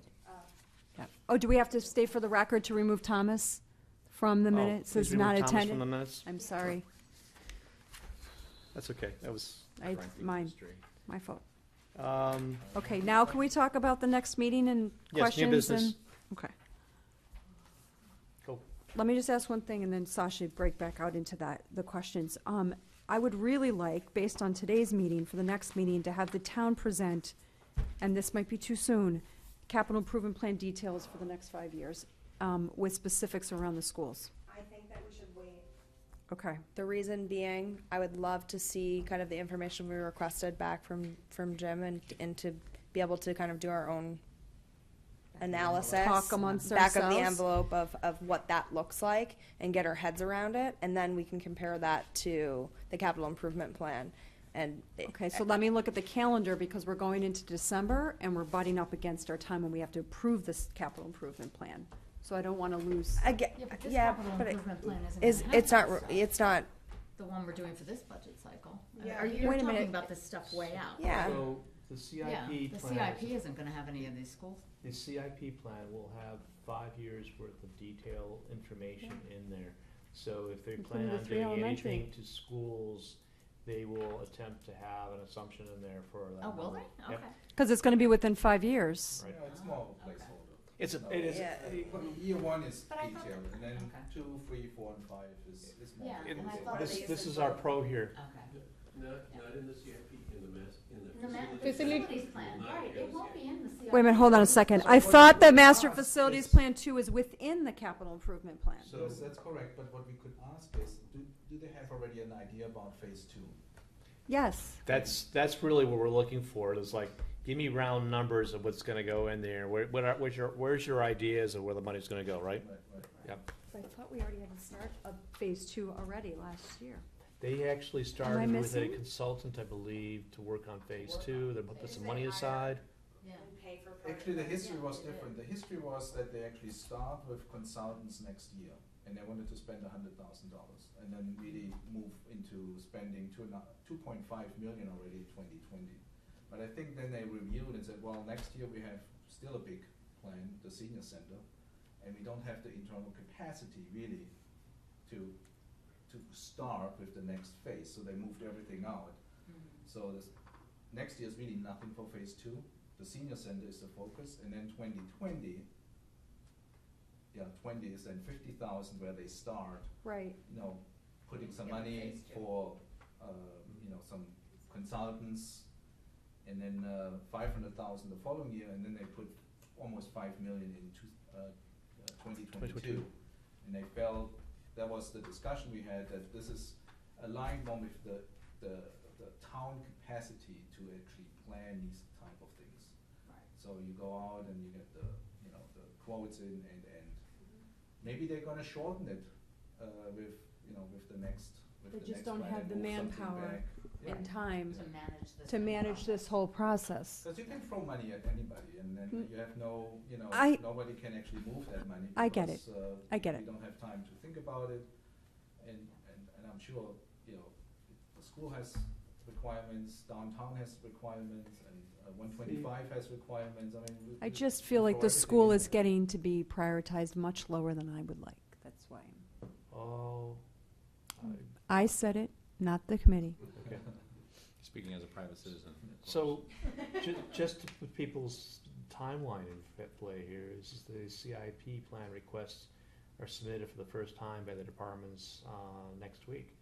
So, the whole process is gonna take a month to digest before the town manager presents his five-year financial forecast. Right. Followed up immediately by a CIP plan, which is to us as well. So, that's the best we can do. That's in accordance with the town charter, so. And that goes back to what Liz says, is at the end of the day, we're not gonna see any detail in the capital improvement plan because we haven't hired the consultant to build out the detail. Is that? I bet you see $5 million revenue? in 2022. So phase, Yeah, I mean, for there's phase money 2, for, yeah, Okay. yeah, phase 2 is So you're right. out there. Okay. I take that off. But I think they're working on that. No, I know that, but my Eric idea of is- them is coming and already involved. presenting something showing detail, it's not there. They haven't hired the person to build out the detail to then present it, So so. I think there's probably ideas out there we can have discussions on. But I think you're gonna know a lot more, I'm sorry, when Jim gives you, kind of goes back I and totally takes agree. those 3 elementary proposals that kind of Yes. got set aside because of the kindergarten, Yes. takes those, says, okay, now this is what we're gonna do, this is how many Yeah. once we have that, then you're gonna be able Yeah. to, I think, do some math around that, Yeah. that maybe will bring that into a little better focus than just $5 million out here a couple years later, 3 years out. Agreed. Okay. So Dan Leary is geared up to meet with us on the 17th. I think it's the date, November 17th, Angela? 12th, I think it's the 14th. Wait a minute. 14th? Hey, man, in between somewhere. The internet went down, otherwise I would tell you. Here, it's November 14th. November No, I 14th. responded maybe. And I think Did you get a response? I can't get in now. Dan is absolutely more than willing to come and discuss. We may have someone else with them present to us. I like the idea of having some advanced questions. Think out of the box. Think about just, you're in the private sector. Capital, what kind of capital are they gonna need? What is their debt plan? How to plan on financing that kind of thing? I'm kind of curious about that, even though I'm not interested in their business model. I don't care if they grow Any kind of hemp, really doesn't matter to me. I just more interested in their financial and the economic impact it has in the town. And in addition to, by that time, things may have proceeded relative to discussions with the town relative to where he might be able to say something about host community Agreement, yeah. agreements and things like that. So very premature. We can't get involved with that kind of thing because it's not our job, and it's kind of confidential negotiations and stuff like that anyway. So Are there materials that were shared last year that we could see? I mentioned it before in the planning board documents online. They have a updated deck. A lot of that same thing, PowerPoint, if you want to call it, that if you take a look at it, for those who saw it last year, much of it's the same, but they have expanded it relative to. I think Dan should just send us the latest deck, because I think it's fluid and getting updated. It's always fluid right now. Yeah, so I think And so instead of relying to look online, It's let's online, get it directly from him before but the they meeting. they do document their edits so that you know what they've made changes. They're very good about that. There's also too why it's the sense of urgency. There's a document out there talking about the sense of urgency. So there's some financial details in there, so we'll know what data they do have, or what. Yes. I'll know what you guys have already seen. More, yeah more more than we last saw year. before. Yes. But I think still This was provided. what you want to. I only copied it, so I need that back, but that. You can't have this back. That's mine now. And that's when, careful thus, what you thus the fight broke out. You won't be leaving that building. But I'm writing the You might capital. have a busted shoulder, but I'm that's gonna okay. use this to write the capital letter. there you go. It should be in our, it's in our, folder. Google Docs, It's Drive. on our. It is? folder, Okay. yeah. Okay, great. So just the information's there. And I think once what I I'll look do, through that, I'll be able to have questions. what I'll do is I'll also then put a email out asking for people's questions, and I'll present them to Dan. Also, too, can someone tell me that when I do FinCom as a group for my email It distribution, gets to everybody. does it get to everybody? Yeah. I just couldn't. I asked too, because Chris McClure confirmed it does. Okay, very good. Yeah. Other than that, any ideas for the next agenda that you guys like to see on calendar, maybe, firming up our calendar? No?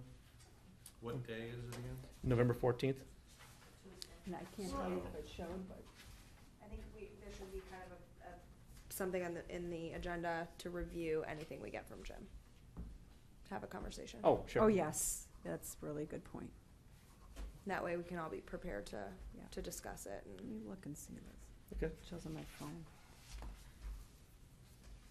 very good. Any other new business thoughts?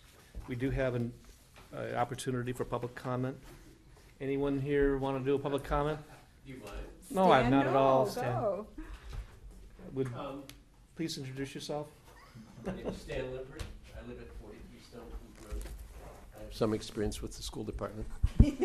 Just a touch. So I think you're all exactly on the right track, right? So, and you almost have enough to do a real rough spreadsheet, as you are aware. And the challenge, I mean, there are three areas. The labor, obviously, so teachers for the classrooms, and 5 classrooms, 25 teachers roughly, right, at $54,000, so we've got that number. And so that's operating cost. That's a fairly significant jump in the budget for the school department, right there. So that's one thing. The middle school, part of the middle school is a crowding problem, so there's that. If they do that, then there's more teachers. And they've talked about going back to semesters at the high school, and the reason why they haven't gone further with that project is that it would require more teachers. So there are potentially the need for quite a bit more staff if they could, if you will, build out all the things they'd like to do educationally. So that's on the operating cost side. On the capital cost side, there's the cost of all this work, right? There's, for the elementary schools, I think we're talking about slipstreaming those like we've been doing everything else, just paying for them ourselves when we get around to it. But the question is, when does that occur? And that'll tell you when the teachers would be needed. So if you just get from Jim the dollar value roughly, and then when they might come online, when you have to factor in the teachers to the budgets, and you can just build that spreadsheet, and that's easy, right? And then the same could be true at the middle school, just roughly. Say 5 years from now, the middle school comes online, and how does that, more teachers, just, you can rough all that out and look at it in terms of what it looks like for their operating budget. And then look at the capital costs, right? And, the middle school, I have to assume, is predicated on a debt exclusion override. I mean, we're not going to slipstream $30 million or some big number that way. So, Right. That's an upcoming thing. How do we do, that's got to be thought through, advocated, And then, to your point about revenue, right? The only way that we change revenue in our town is an override, Prop 2.5 override. That's the way we change our revenue stream. And we know how much our town likes doing that, like none at all, right? Proctoscopy and root canals and everything come always before that. So that's a hard problem for us. I mean, that's a serious issue. But again, if the school department thinks these are really important things, maybe it's down the road something worth considering, not in a year, maybe 2 or 3 years from now or something. That's the context of that long-term budget you were talking about. That's exactly it. So I that's just don't understand. I'm not holding anybody to what's written. It's just a constant fluid draft But- of your thoughts, not in text, but in. Yeah. No, and I would respectfully submit that you all could put together a one-page spreadsheet that would have all of that on one sheet, right? That would have the operating cost, the capital cost, and then what the delta is, particularly on operating costs, and what that might imply for something you'd have to do to generate the revenue, or not hire the teachers. I mean, it's one or the other. Yeah, exactly. And the difference in the way that budgeting is done now, which is, I argue, very rational. We used to call it. I used to call it budget poker. The town side, the municipal side would start out offering you 1%, and you'd go in with 10, and then you'd negotiate to some number, and it would take long amounts of time, and it was just stupid. Now the town manager comes with a very rational amount of money that he's got, and gives the same amount to everybody, and says, "Here's what I've got for us to work with," barring a Prop 2.5 override. So there's no reason to, if he says, "I've got 4%, there's no reason to go asking for 6 because he doesn't have it. So that's helped rationalize the budgeting process tremendously, and it saves a ton of time. I mean, you're just not fooling around and pretending like you're going to get 6 or 8%. Takes the politics out And of I it. think the other piece of this for me too is there's not, perhaps they're not override, yes, but there's other ways to increase your revenue in a town, like changing your tax base and having other Business, commercial enterprises to Certainly. contribute and other things. So without understanding what we need to achieve our goals, then Absolutely. we don't know as a town how to guide that conversation and what we're willing to make concessions on, or how our master plan should be created in order to give us the revenue stream that we need to achieve those goals. So I Absolutely. think that's everyone's point. It's not that we have to, we're holding it into something. It's Absolutely. Can't And- make That's what informed we are going to do. decisions. That's what he's going to present his requirements to Yeah. the master plan committee, and no. I'm not even saying that. I mean, in the context of increasing our commercial tax base, that should be a conversation, because if the town is opposed to increasing residential tax rates, how can we increase the number of commercial entities that are being Well, taxed in town? or back- And that's a master plan conversation. So I think everything that's going on right now goes hand in hand, and we just need to know Question of who's first where drafting. do we want to get to, Right. and then now let's establish as a town how we're going to get there. And as Mr. Mealy said up front, or as you said, Mr. Shearer, out up front, this is 2/3 of the budget of the town, the schools. And it's also usually the one that grows the most typically. It's not public safety. It's not those areas. I mean, they grow some, but they don't grow like this. And so if you can get a handle on that, you know a lot about what the requirement's going to be. Secondly, to your point about revenue, I would ask, if I were sitting at the table, I would ask Mr. Leary when he comes, what's the time phase revenue expectation? Absolutely. I don't care about anything else. I don't care how you're going to pay for it or who's going to do it, or, No. but And how do you what's the match that to real your what's the needs? real revenue streams might look Absolutely. like, Those right? you're echoing our words, really, so, Okay. yeah. Can I ask a question? You have experience with the town budget, the school budget.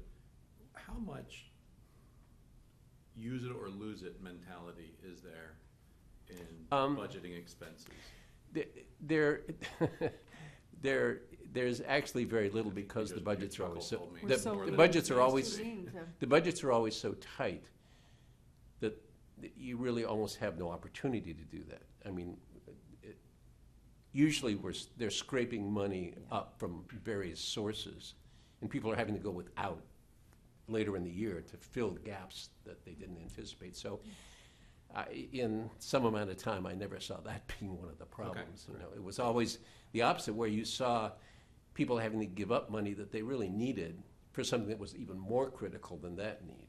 You know, so that was more often the problem, not I have this big pot of money at the end of the year and I have to spend it. So that was I haven't real. seen that problem. I've No, never seen like them we have lost that the problem. reading program years ago, which we desperately needed. I mean, that was Yeah, for yeah, the yeah. greater good of something even more. But Chuck, you're gonna find as well that the special education costs are just surprisingly and shockingly just taking huge amounts of money out of normal operating costs. It's needed, it's required, but it just goes, oh my God, is really. well, And I think the- there's the a climbing example that I cost would- too on the social and emotional. Yeah. That's climbing cost too. Well, the example I would give is that about 4 or 5 years ago, I forget which, right after town meeting when we passed the budget, we had 2 or 3 out-of-placement move-ins, and we had to literally lay off teachers to cover that because the budget was already fixed.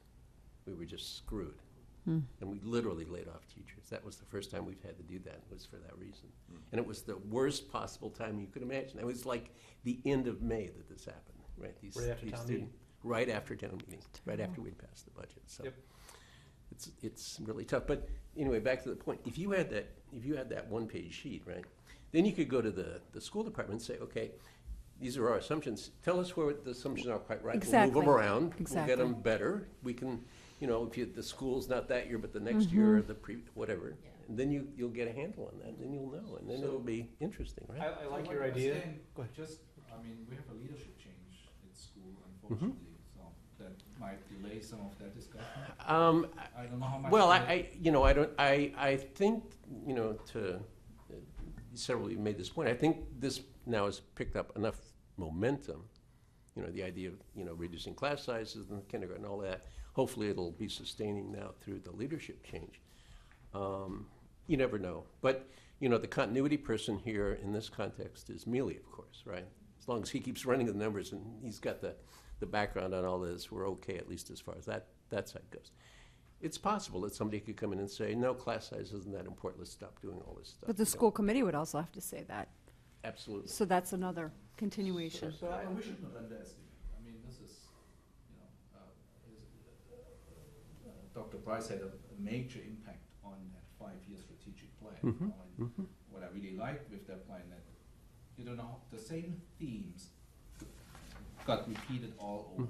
It's not like jumping from, you know, we do this and we do this. It's the same theme. Right. I mean, you go for all these pages, it always comes back to reduce class sizes, you know, improve the quality of our teachers, and I think she made this pretty much clear, very focused. And I would like to see that this continues. But you never know, you know? Just a thought, guys, I'm not going to dictate, well, I know you wouldn't let me dictate it anyways.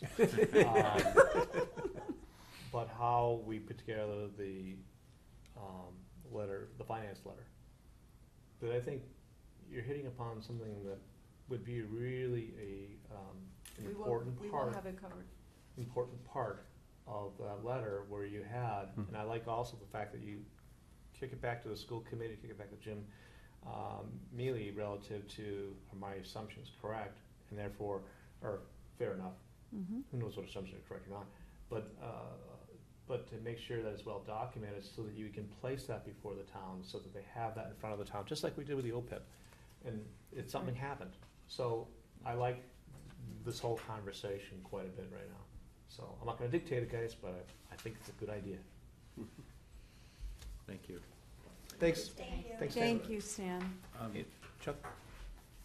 To the point about long-term planning and raising the commercial tax base, it's gonna be very difficult to compare the MIW compared to what? What other companies are we luring? What is the recruitment process like? What is our business development? And you had asked for us to have a presentation from the business development team, if you will. Can that happen in the next couple of meetings? so that we know what is the status of business development and luring other commercial enterprises here, or allowing the ones that are here to grow? We have time Or next What is meeting. the plan to raise the tax base here besides MIW? Yeah. I haven't heard a single idea Yes. besides this since the last thing that was We voted should hear down, about Barker which were all Farms those and other things that are condos. being developed. Yeah, that's, Yeah, I mean, I don't have my is this- schedule because I lost internet, and I think we had it on, no, the internet's not working. I think we had it on there for next meeting. Okay. But it was Eric for economic development and whoever else. That was planned for next. So now it's the Thank MIW. I mean, You mean MIW, isn't that what's? That's the Osgood landing. oh, is that what you're they're calling? coming Okay, next sorry. meeting, right? Yep. Yeah. But there's also Amazon, so I'd like to hear about that. Let's hear from these biz dev people, what they're doing. Absolutely. How do we frame that to be in line with our preamble and our charter? So how do we like make? I would love to keep the questions because it's really good. Well, I think. Like on track and make sure that it Right, we relates don't go outside the directly scope of what our committee is what our about. goals are. Yeah. I agree, and you know what, we've actually, our whole goal is to make sure that we're looking at things for the economic development that have an economic impact on the town, right? Yes. And in the brief conversation we've had about the school budget, you know, you guys have come up with some phenomenally great ideas about how to formulate things to not give the solutions, but to give directions, give ideas.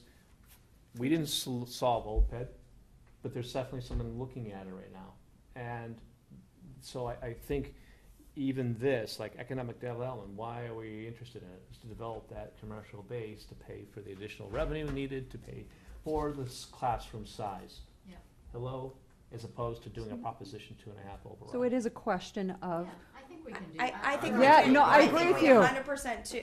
I'm out. But when I'm just hoping we can keep that in mind when we formulate our Yes. list of It's not a questions. recommendation of what the town should do. It's, Eric, what's on the docket? What's being What considered? can we expect if you were going to project out economic development, or what recommendations would you be, or conversations would you be having with the master It's planning public- committee? it's to- Public Yeah, commentary, public. We have to Yeah. gather relevant, accurate information for evaluation, debate, and the formulation of recommendation. There you go. I mean, that all falls within that. Yeah, and I think, purview. again, let's do the questions in advance on email like you did this time.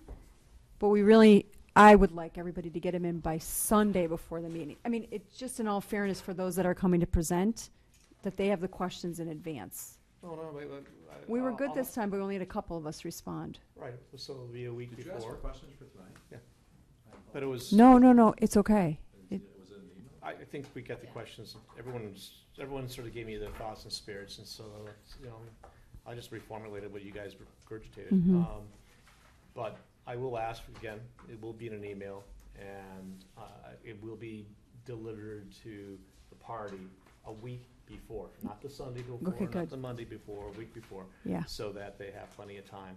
And Jim was very appreciative of that, by the way, so Yeah, I like that technique. I think that's good. I do too. So hopefully Eric can make it to the next meeting, and thank you. Okay. So in fact, we would like to know what exactly now master plan means, because earlier it meant something else, and now what it covers. Yeah, I didn't realize it covered this, so Yeah. hopefully he can, that's another question we Is can that add. part of his- Purview, I think he's, well, let's No. ask him what his Because that involvement may is in it. include this also. how- Because I don't want to ask him Divya, questions. can you just that make he- sure you put that as a question to him when he Sure, asks for sure. questions? Sure. Okay, Be business thank you. development. Because He's specifically responsible for that. Erica? versus leading it? What? I don't know if he's responsible for leading it, though. I don't know if he's responsible for leading the master plan committee, or if he's a member of it with giving guide. No, but this is my point, yeah. He's the point guy. Town representative. He's a town representative, but there's a citizen rep, and then there's, it's. But, you know, I'm sure he's the facilitator of it as the town person, so. Well, example, he and one of the consultants briefed the Board of Selectmen last night on the status of the master planning. Yes. I thought the consultant was the moderator, mediator, so we'll see. Any other business? Do I have a motion? I hereby move to adjourn. I second. Oh. Sasha seconds. Jinx, oh, you Coke. All in favor? Aye. Aye. Thank you very much. The meeting is adjourned.